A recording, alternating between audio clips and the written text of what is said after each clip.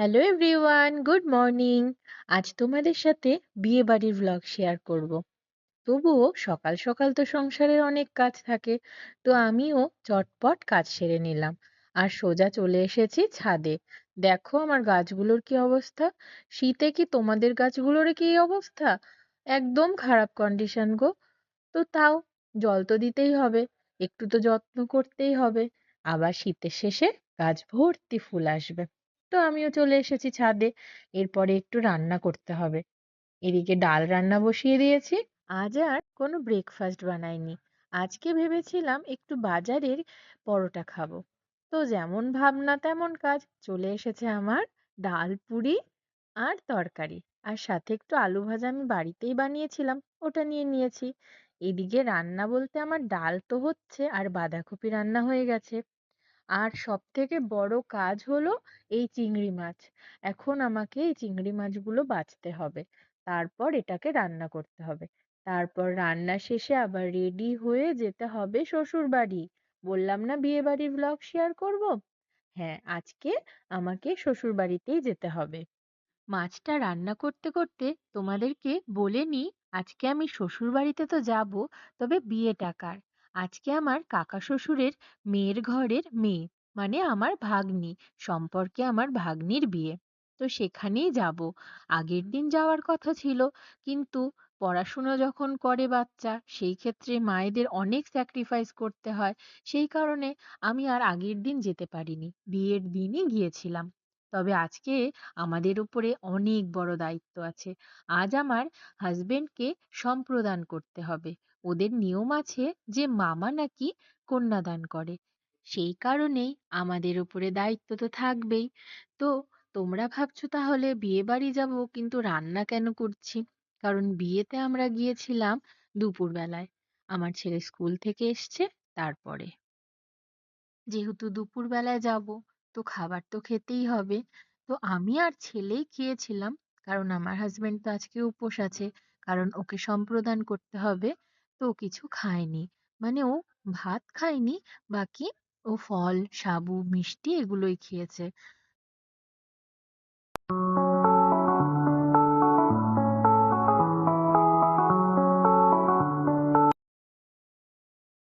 সোজা চলে এসেছি বিয়েবাড়িতে।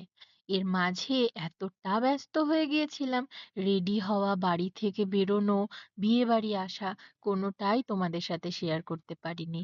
আর এখন চলে এসেছি বিয়েবাড়ি। আর এই দেখো, আমি এইভাবে রেডি হয়েছিলাম। চলে এসেছি দিদির বাড়ি। তবে দিদির বাড়িতে দেখা করে সোজা চলে আসলাম যেখানে ভাগ্নিকে বসানো হয়েছে সেখানে। এসে দেখছি সে তো বড্ড ব্যস্ত, সে তার বান্ধবীদের নিয়ে ফটো তুলছে। আর এখন অনুষ্ঠান মানে লাইট, ক্যামেরা, অনেক কিছু।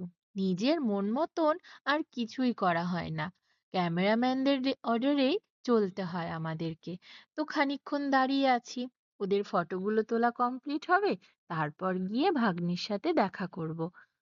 এখানে হয়েছিল কফি স্টল, পকোড়া আর ফুচকা। তো ঠান্ডা তো প্রচন্ড ছিল, তাই একটু কফি খেয়ে নিলাম। আর এদিকে জামাই চলে এসেছে।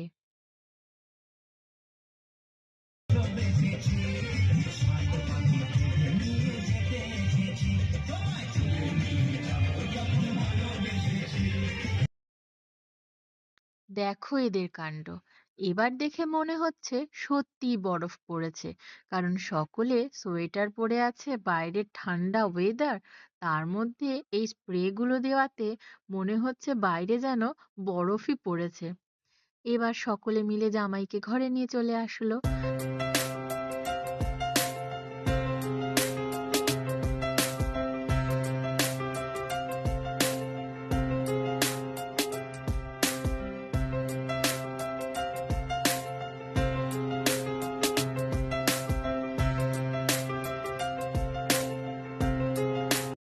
এরকম দৌড়োদৌড়ি কেন হচ্ছে জানো? কারণ ওইদিকে গেট আটকানো হয়েছে, জামাইকে ঢুকতে দেওয়া হবে না। আমাদের এইসব নিয়মগুলো লেগেই থাকে। কিছু আবদার, জামাইবাবুর থেকে কিছু আদায় করার জন্য তার শালীরা এই কাণ্ডগুলো করে। তবে বিয়েবাড়ি মানে অনেক আনন্দ আর তার সাথে অনেক মজা। তো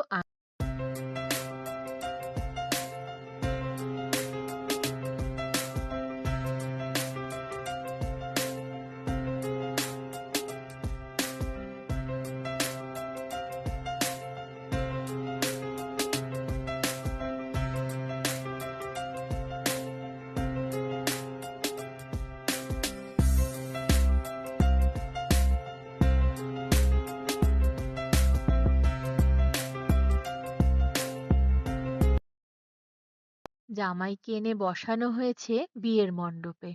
তার সাথে আমার হাজবেন্ডও চলে এসেছে তার দায়িত্ব পালন করতে। এই দেখো, ও এখন জামাইকে দানগুলো হাতে তুলে দেবে। তারই কিছু মন্ত্র হচ্ছে। তো সেগুলো ছোট ছোট ক্লিপস আমি নিয়েছি তোমাদের সাথে শেয়ার করব বলে। এই প্রথমবার ও এত বড় দায়িত্ব নিয়েছে, কিন্তু সমস্তটা সুন্দরভাবে সম্পন্ন হয়েছে। সগুবাক তাম্বুল বাসাংসি বরাটক পুষ্পমল্লম স্বর্ণাঙ্গুরীয় দেবত রভ্ভট্ট।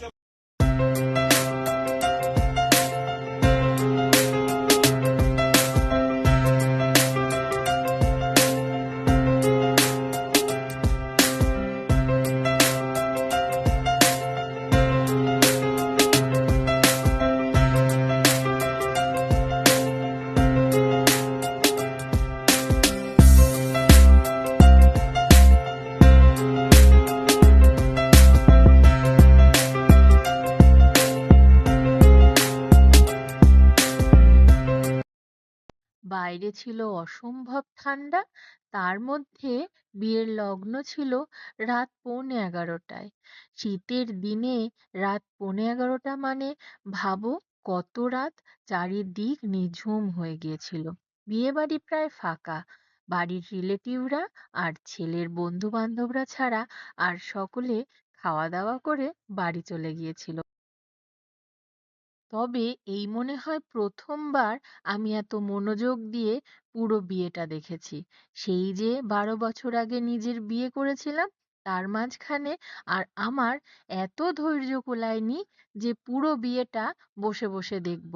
কিন্তু এটা আমি দেখেছিলাম, কারণ এই যে এই মানুষটাকে দেখার জন্য সে কি করে তার পুরো দায়িত্বটা পালন করে। এখন হবে শুভদৃষ্টি। সকলে অধীর আগ্রহে বসে রয়েছে যে ওদের শুভদৃষ্টির সময় ওরা কেমন রিয়াকশন দেয়। তো আমিও অপেক্ষায় ছিলাম যে দুজনে কি করে। এক এক বাড়ির এক এক নিয়ম। তবে এই বাড়ির নিয়ম ছিল কনেকে পিঁড়িতে করে 7 পাক ঘোরানো হবে, আর ও পান পাতা দিয়ে নিজের মুখটা ঢেকে রাখবে।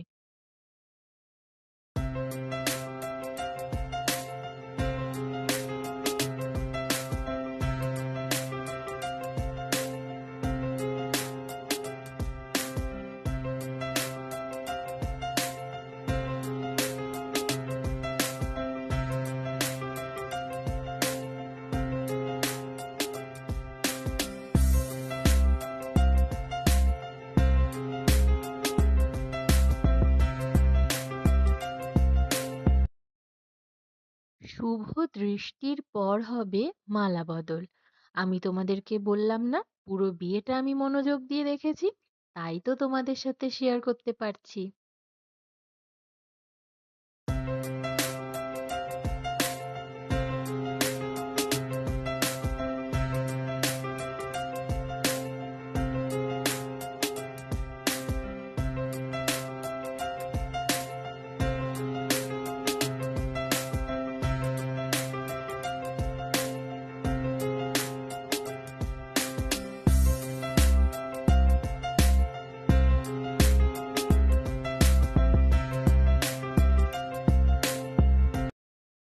কি গো বন্ধুরা, তোমাদের কেমন লাগছে আজকের ভিডিও? তোমরা কিন্তু আমাকে অবশ্যই কমেন্ট করে জানাবে। তবে আমার মনে হচ্ছে বেশ ভালোই এনজয় করছো আমার মতন।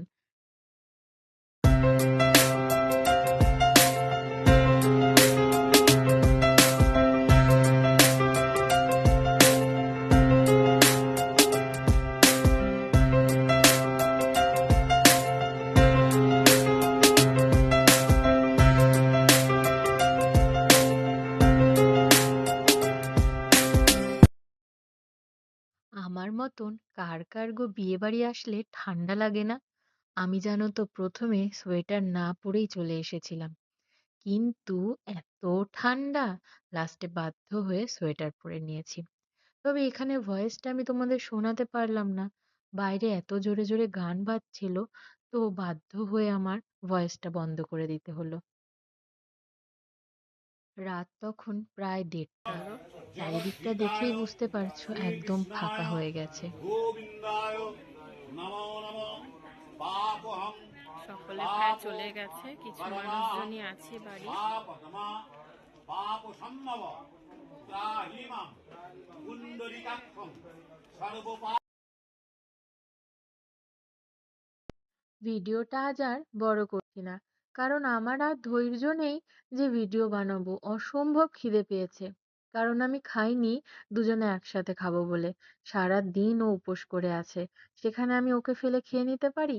তাই জন্য অপেক্ষা করেছিলাম দুজনে একসাথে খাবো বলে। এই দেখো খাবার টেবিলে চলে এসেছি। তখন কটা বাজে জানো? রাত ২টো। ২টোর সময় আমরা খেতে বসেছি। বাড়ির মানুষজন কটাই বাকি ছিল। Bye bye.